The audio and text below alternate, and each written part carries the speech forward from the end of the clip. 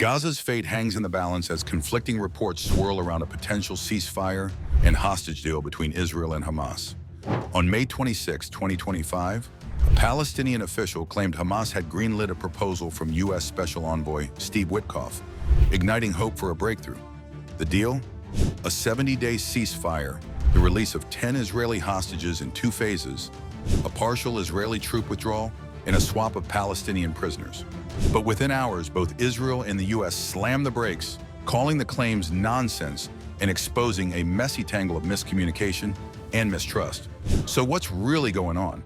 The reported deal, per Palestinian sources, includes a 70-day pause in fighting, with 5 hostages freed on day 1 and 5 more after 60 days.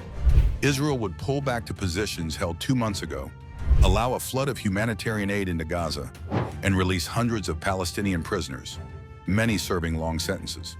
Some reports even floated a symbolic signing by Hamas's Khalil al-Hayya and Witkoff, complete with a handshake, a detail Israel flat-out rejected.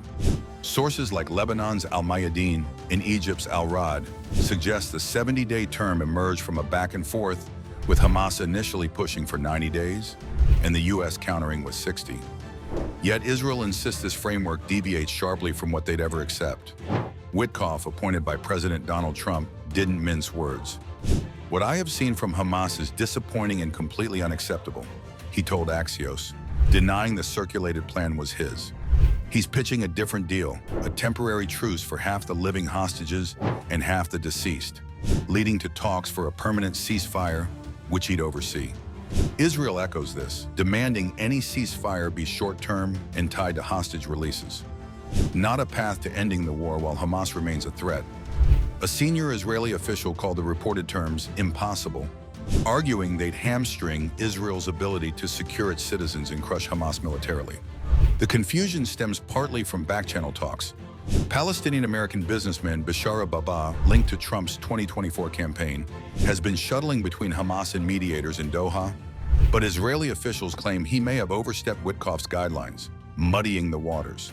Hamas's acceptance of what they thought was a U.S. proposal, complete with guarantees of serious negotiations and no unilateral Israeli resumption of war, was rejected outright by Israel as a non-starter. Trump himself weighed in, urging a swift resolution, but leaving details vague. "We want to see if we can stop this whole situation as soon as possible." Meanwhile, Gaza's reality grows grimmer. The Israel Defense Forces, IDF, have issued evacuation orders for southern Gaza, including Khan Yunis, pushing civilians into the overcrowded Al-Mawasi Strip along the Mediterranean. The IDF now controls the Philadelphia corridor along the Gaza-Egypt border and aims to occupy 75% of Gaza within 2 months, with 5 divisions already deployed. Hamas claims Israel holds 77% of the territory, cutting off civilian access to homes and essentials. 3 rockets fired from southern Gaza this week, 2 landing locally, 1 intercepted, signal rising tensions.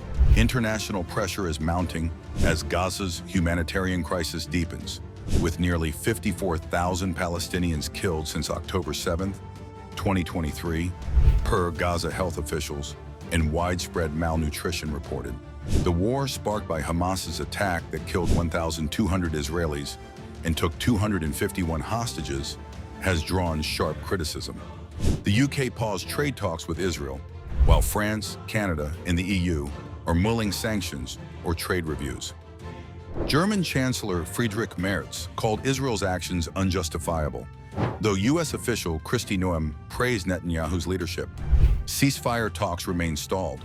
Israeli officials report no progress, with Hamas holding firm and Netanyahu insisting on a deal that prioritizes hostage releases without ceding strategic ground. Yet he hinted at optimism on social media. "If not today, then tomorrow, we are not giving up." With mediators like Qatar and Egypt scrambling to bridge gaps, the path to peace feels like a mirage, flickering but always out of reach.